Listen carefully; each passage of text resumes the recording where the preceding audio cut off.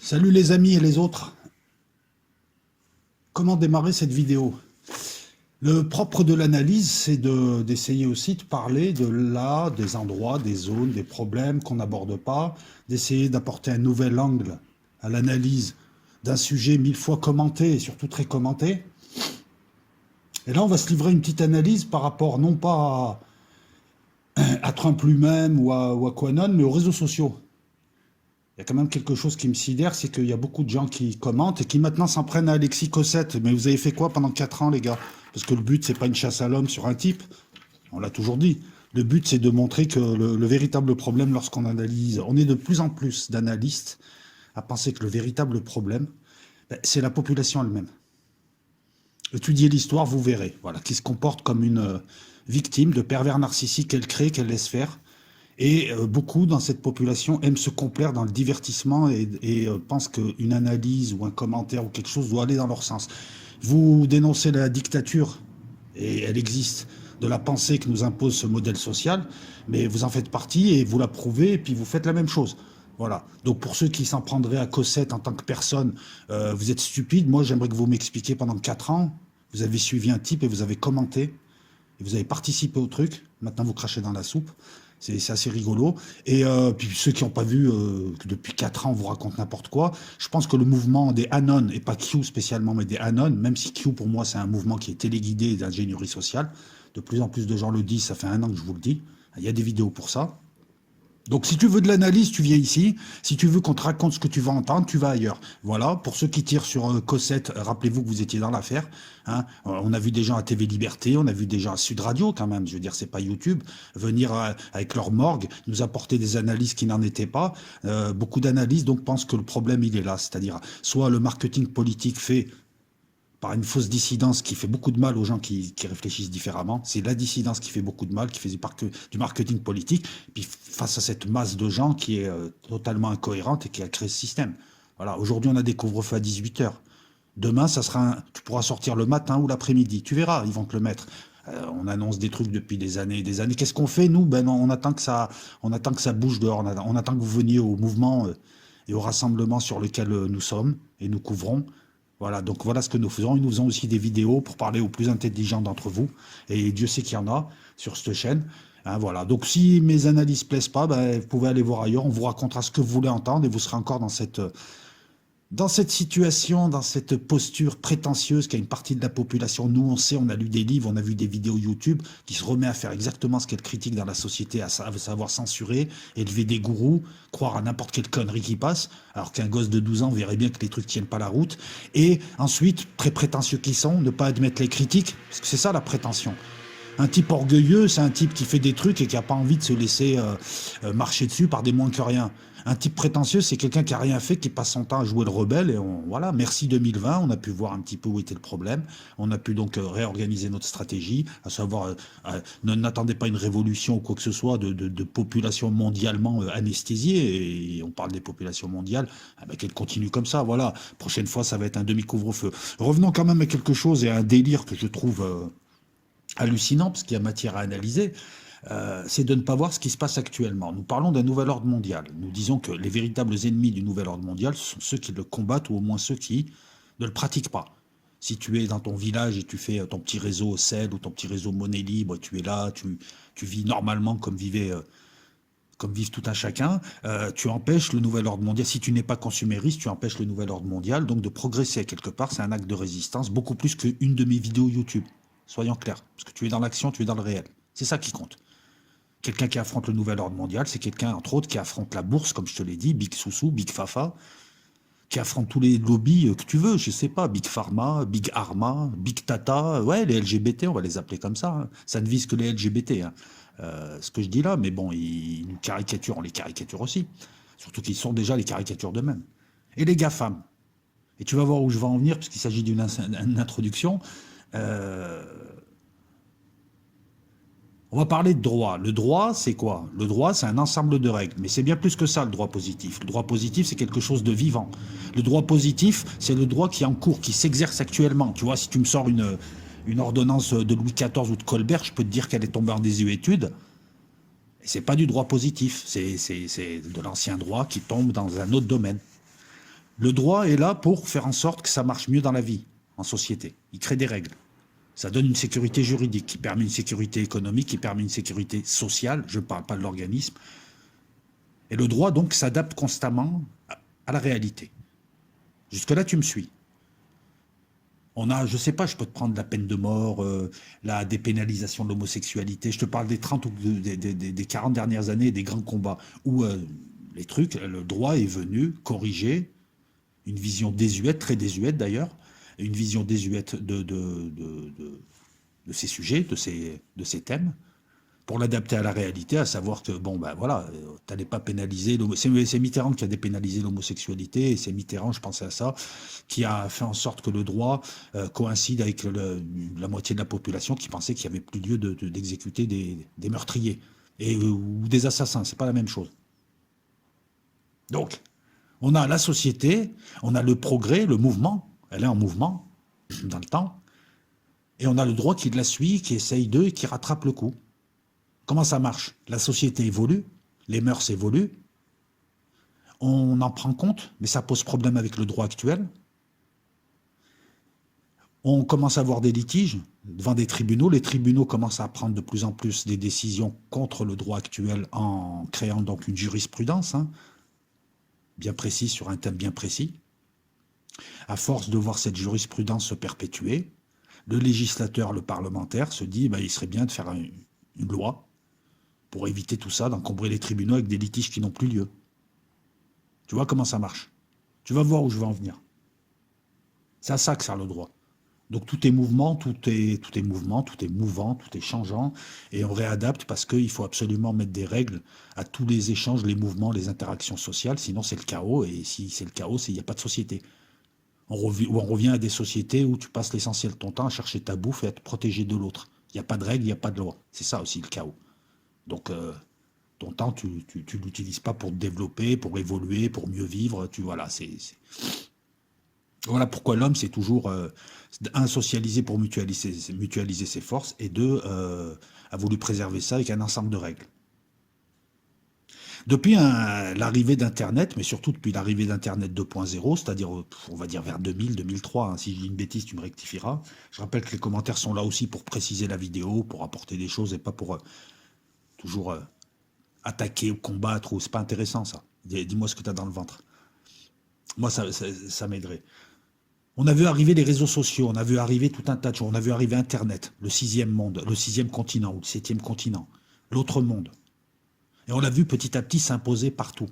Dans la société, chez les particuliers, dans les administrations. Aujourd'hui, sans Internet, je peux te dire que tu t'emmerdes. Même à Pôle emploi, partout.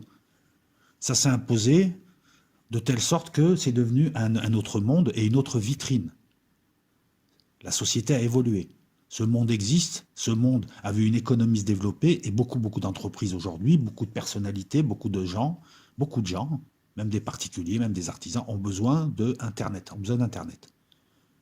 Et ils ont aussi besoin de ce qui se fait, des réseaux sociaux qui monopolisent, de plus en plus d'hommes politiques autres, qui sont des représentants, au même titre que les comédiens, doivent avoir un compte, un réseau social. On a vu se développer d'abord les réseaux sociaux occidentaux, tenus par très très peu de mains, finalement. Facebook et Instagram, c'est Zuckerberg, Jacques Dorsey, c'est Twitter. Une fausse diversité de réseaux sociaux qui sont devenus hyper importants. Aujourd'hui, en 2020, un homme politique, un homme d'entreprise, un homme d'affaires, une personnalité, quelqu'un qui vit, a besoin de son réseau social. Là, je ne parle pas de toi et de moi, là. Je parle pas de... Et encore qu'il y a des artisans qui sont à un autre niveau et qui en auraient besoin. Donc, petit à petit, la société a évolué vers la création d'un deuxième monde parallèle à notre monde réel. C'est un monde réel aussi à sa manière, c'est un monde numérique. Et petit à petit, on a vu s'imposer un mode de vie qui s'impose à tous. Les réseaux sociaux s'imposent à tout le monde, comme l'Internet s'est imposé au Minitel. Aujourd'hui, il y a des gens qui ont des micro-sillons, des DJ, des amateurs du bruit, de l'ancien bruit de la musique. Tu sais, les disques d'avant. Mais aujourd'hui, tu es obligé de te plier aux lois du CD, aux lois du stockage actuel. Parce que tout le monde le fait. Parce que va trouver des disques, des micro-sillons, de tout ce que tu veux écouter, tout ce que tu veux vendre. Enfin, ça dépend ce que tu fais, mais vas-y, va trouver.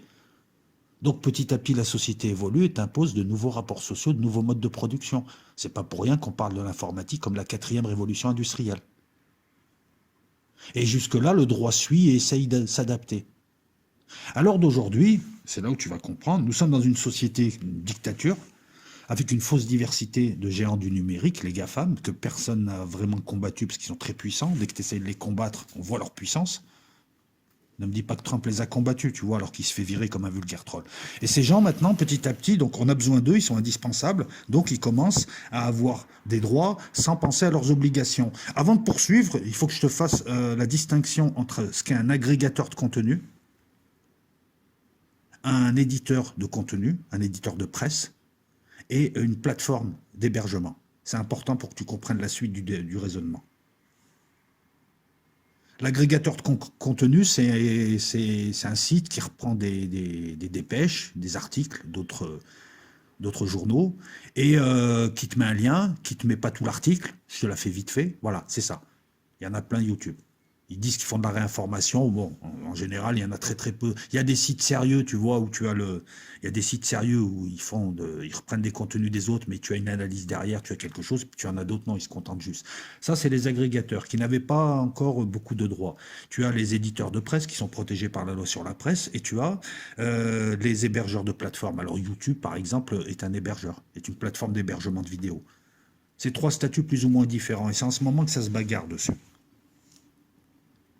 Les éditeurs de presse demandant à ce qu'on ne reprenne pas leur contenu, c'est des contenus payants, ou alors il faut qu'il y ait quelque chose. Le problème donc que nous avons, que ce soit les réseaux sociaux, les plateformes d'hébergement de vidéos qui permettent donc d'avoir une existence numérique, c'est que toute cette fausse diversité, Apple, qu'est-ce qu'il y a encore, Facebook, Twitter, Instagram, Snapchat, Twitch, tout ça en fait, réagit comme un seul et unique corps. Et depuis des mois, on assiste, depuis même quelques années, on assiste à la mort numérique de gens qui n'ont pas le bon goût de penser comme la majorité. Peu importe que ces gens soient d'extrême droite, d'extrême gauche, d'extrême machin, on parle du principe. Ce qui nous intéresse, c'est la justice. Là, il y a eu une purge de plus de 70 000 comptes QAnon. Tu vas me dire, ouais, mais les QAnon n'ont pas besoin de ces comptes pour exister. On parle de principe, là. Trump, c'est une personnalité politique. Il se fait virer. Mais il se fait virer, si tu veux, quand tu te fais virer, pour un type de son calibre, ou même toi, qui fait de la politique, puisqu'on parle de démocratie, ces GAFAM parlent de démocratie et de liberté numérique. La quadrature du net vient te dire il ne faut pas censurer. Alors comment se fait-il qu'on puisse exclure des gens, bannir des gens définitivement ou temporairement, sans qu'il y ait des règles, ou sans que le droit et la justice ne s'en emparent? Puisque là, il ne s'agit pas de moi et de mon petit compte YouTube. Là, la justice me dit, bah, va te réinscrire ailleurs. Il s'agit de tout l'ensemble des réseaux sociaux qui portent dans le monde et qui empêchent à des personnalités publiques, à des écrivains, à des gens qui ne pensent pas comme il faut, d'exister numériquement alors que tout le monde a besoin de ce monde numérique. Tu comprends mieux? Si c'était un passe-temps, si on t'avait banni de World of Craft, on s'en fout. Il y a plein de jeux, tu peux y aller. Mais là, quand tu te fais bannir, comme là, depuis des mois, plus de 70 000 comptes, et dont l'ancien président de la République américaine, qu'on aime ou on n'aime pas, sans motif, sans rien, sur une décision unilatérale. Quand Jacques Dorsey fait le faux cul en disant « ouais, mais la liberté d'expression, c'est pas bien de bannir comme ça », et en privé te dit que ça ne fait que commencer, on parle de purge. On parle de purge d'un système dictatorial, d'une dictature technologique, tenue par des grands prêtres, notamment de l'informatique. Hein. Vous commencez à voir Bill Gates arriver avec son ID 2020. On en a fait une ou deux vidéos il y a 3-4 mois avec son passeport numérique. Hein. Beaucoup de gens vous en ont parlé. Bon, vous voyez, la dictature qu'on appelle le nom, elle s'appuie sur les GAFAM, entre autres, sur la bourse, sur l'armement, sur le lobby de l'armement et de l'industrie, sur tout un tas de choses. C'est des piliers, ce sont ces piliers, c'est une hydre, c'est l'une de ces têtes, les GAFAM. Ces GAFAM nous imposent un monde dont on a besoin et décident qui y est ou n'y est pas avec des procédures abusives et des pseudo-règlements intérieurs. Et donc le problème est là. Le problème, c'est qu'on nous dit qu'on est en liberté, mais que les gens ne peuvent pas s'exprimer autrement que en respectant ce qui est dit officiellement. C'est du fascisme. Nous voyons apparaître des pseudo-zététiciens qui viennent te dire comment il faut bien penser, comment il faut mal penser. Non pas en science, parce que là, je peux comprendre, mais en politique et dans tout. puisque eux espèrent être repérés par le milieu pour monter dans cette hiérarchie de suceurs. Excusez-moi d'utiliser ce terme. Les réseaux sociaux sont devenus une forme d'espace public numérique. Il n'est pas normal que les GAFAM décident sans que la justice nationale ou internationale, sans qu'il y ait un véritable code numérique, un véritable droit numérique qui impose des procédures adaptées. Il y a des textes lorsqu'on cause un préjudice. Lorsque tu es une personnalité publique et on te coupe ton compte, on te cause un préjudice. Tu peux aller devant les tribunaux, il y a des textes. Mais c'est comme si moi je vais utiliser un marteau pour visser une petite vis sur un disque dur. L'outil n'est pas adapté, il faut des textes précis. Le monde d'Internet, c'est un monde qui va beaucoup plus vite que le monde réel. Les procédures dans le réel, c'est 18 mois, c'est 20 mois. Il faut des procédures rapides, peu coûteuses, qui garantissent maintenant les droits des utilisateurs. Vous nous avez imposé un mode de production et un mode de vie. Nous sommes obligés de passer par ce mode de vie. Vous ne pouvez pas décider comme ça. Vous avez certes des droits, puisque vous avez bâti ce truc, mais vous avez aussi des obligations. Et il est là le problème. Il n'y a aucun véritable contrôle. Toutes les tentatives de contrôle qui ont été faites par les nations ont été détruites par Trump en 2018, qui a menacé la France carrément. Donc il y a eu des textes qui sont venus réglementer le droit d'auteur. Je te la fais rapide, hein. Tu pourras trouver ça. Écoute, j'ai des notes. Hein. Je peux te parler de la directive européenne de 2018 qui est passée difficilement. Je peux te parler du régime de l'agrégateur de contenu. Hein, et du Parlement européen qui, le 26 mars 2019, a voté l'adoption d'une directive sur le droit d'auteur dans le marché unique. Il y a des tentatives faites par des pays, faites par l'Union européenne, qui est faible et qui est le vassal des USA, mais elle a tenté d'installer un régime juridique et de nouveaux textes pour préciser un petit peu qui de l'éditeur de presse, qui de l'agrégateur, qui de l'hébergeur de plateforme fait ceci, fait cela, pourquoi, comment. Mais systématiquement, les GAFAM sont très puissants, on leur lobby dans tous les pays. Il est là le combat contre le nouvel ordre mondial. Ils ont des hommes politiciens français, ils ont des associations européennes, ils ont pu bloquer tout un tas de choses. Et là, on est dans le monde réel, le monde des rapports de force. Ils font ce qu'ils ont à faire. Le problème, c'est pas eux, c'est une société qui est dépolitisée, qui n'arrive même pas à voir les enjeux, là où ils se font, là où ta vie se fait, elle se fait là. Elle s'est faite en 2019, en tout cas pour les réseaux sociaux. Si toi, tu as été banni ou tu vois ton courant politique ne plus apparaître et tu vois des gens que tu appréciais voir leur chaîne sauter et ne plus exister, parce que c'est pas je te supprime de Facebook, c'est pas je te supprime d'Instagram, c'est d'un coup on t'enlève tes comptes de partout, de tout le monde numérique. Ouais, tu vas me dire, ouais, tu peux t'inscrire sur un site bulgare ou russe, mais tu sais bien que, regarde ceux qui ont transité vers Odyssée, regarde leurs chiffres, ils ont été divisés par 100. Donc, quelque part, on t'oblige, on t'impose ce monde numérique. Tu peux aller ailleurs, bien sûr, oui, tu peux te cacher dans une poubelle, mais voilà, mais ça ne changera rien au problème. On parle de fait. De fait, on t'impose un mode de vie et on décide à ta place. Mais celui qui décide, il n'a pas de légitimité, autre que la légitimité d'exister. Donc, il doit avoir, normalement, en droit et dans une société civilisée, il doit avoir des obligations. Les GAFAM ont des obligations. Ce qui se fait là, bannissement, suppression de comptes de manière unilatérale, sans procédure, ne devrait pas avoir lieu dans une démocratie. Ou alors on nous le dit direct, vous êtes dans une dictature, vous devez penser comme ça, sinon on vous fait la misère. Tu comprends mieux l'analyse maintenant? Le Parlement européen a voté des trucs, il a surtout voulu protéger les éditeurs de presse. C'est normal, elles te fournissent un contenu, même si il y a la presse pipeau, tout ça, on va rester dans le principe. La presse te fournit un contenu, c'est un travail, il y a un droit d'auteur qui le protège. Les agrégateurs donc peuvent récupérer ce truc, mais doivent payer. Et doivent mettre un court extrait de l'article, doivent mettre un lien, et doivent payer. On a créé un nouveau droit, par contre, les Allemands le voulaient, on a créé le droit voisin à celui d'éditeur de presse, le nom est marrant, qui permet donc aussi aux agrégateurs d'avoir des droits. On a demandé aux plateformes numériques tout un tas de choses. Mais on n'a pas demandé l'essentiel. Et puis YouTube, Google, à chaque fois qu'on a présenté des lois un petit peu pour leur demander un peu de contrôler leur contenu, puis d'avoir des procédures un peu, d'arrêter un peu leurs abus, sont tellement puissants qu'elles arrivent à modifier ces lois. Donc, même si en 2019 nous avons des textes, ce texte a été remanié, et les GAFAM sont... Et voilà, le combat est là, les GAFAM sont... T'empêches YouTube, Twitter, Instagram, tout ça et tout. C'est...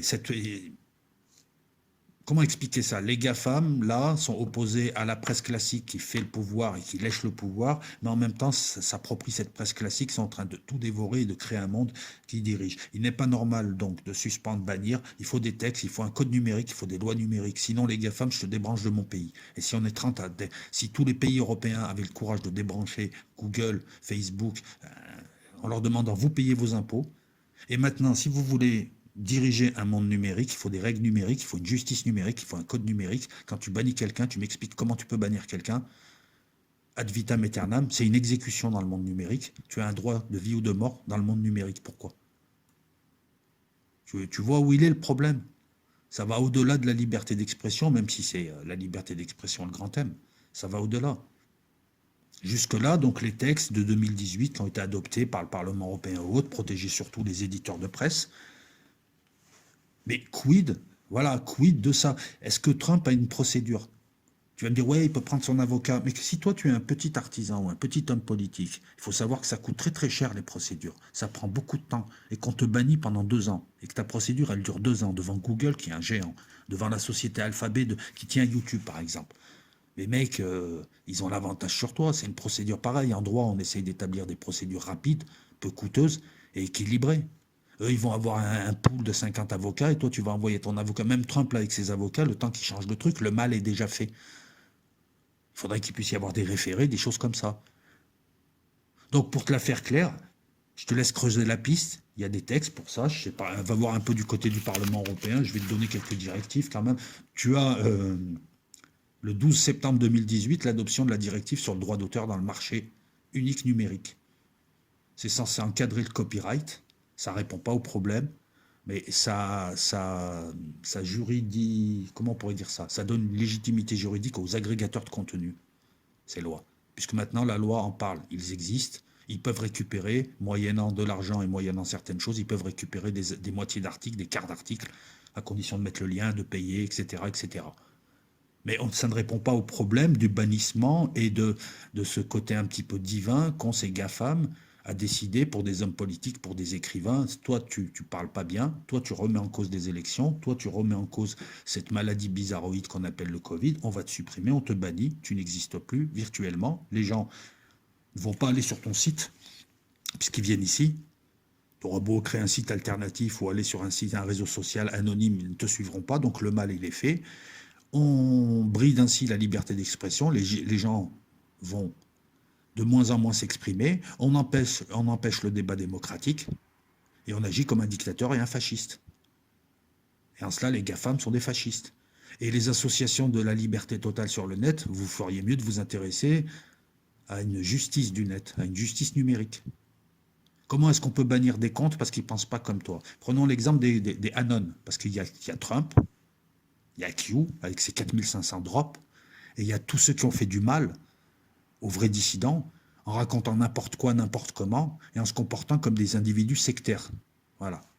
Et si tu ne te sens pas de cela, ok. Mais il y a 3 trucs différents.